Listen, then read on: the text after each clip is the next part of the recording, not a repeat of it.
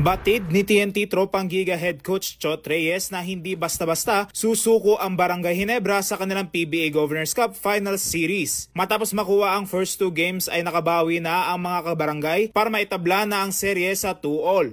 Ayon kay Chot, expected nang makabawi ang Ginebra at masaya rin daw siya sa naging progress ng serye ngayong virtual best of 3 na ang mahigpit na laban. Ngunit isa sa kailangan pigilan ng TNT ay ang momentum na aminado siyang nakuha na ng Gene Kings. Definitely, they have the momentum, but it's the same thing with us. We had the momentum after 2 games, and now it shifted.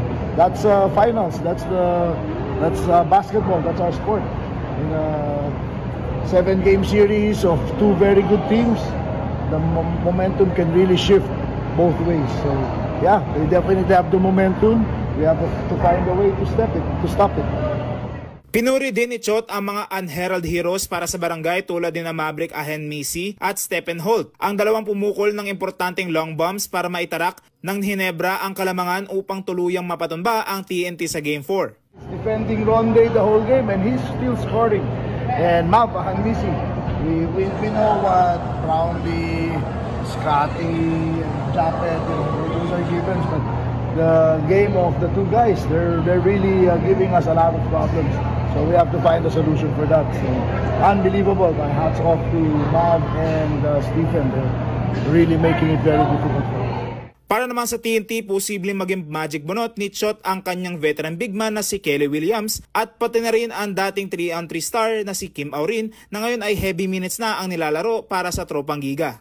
Kinumpirma na sa Pilipinas pa rin maglalaro ang dating star player ng Blackwater Bossing na si Troy Rosario matapos nitong sagutin ang tanong ng isang fan kung saan siya lalaro sa susunod na conference, kung sa Korea o Japan ba o sa Pilipinas.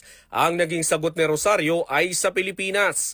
Bukod pa rito, mukhang malapit nang i-anunsyo ni Rosario kung saang koponan siya pipirma na ayon sa kanya ang anunsyo ay maaaring mangyari pagkatapos ng finals o kapag na-finalize na. Sinagot rin ni Rosario na hindi niya isasara ang oportunidad na muling makapaglaro sa Talk and Text Tropang Giga na ayon pa sa kanya ay may espesyal na lugar sa kanyang puso. Matatandaan na na-draft si Rosario bilang 2nd overall pick noong 2015 PBA Rookie Draft ng Mahindra Enforcers pero napunta ito sa Talk and Text matapos ang isang 3-way trade.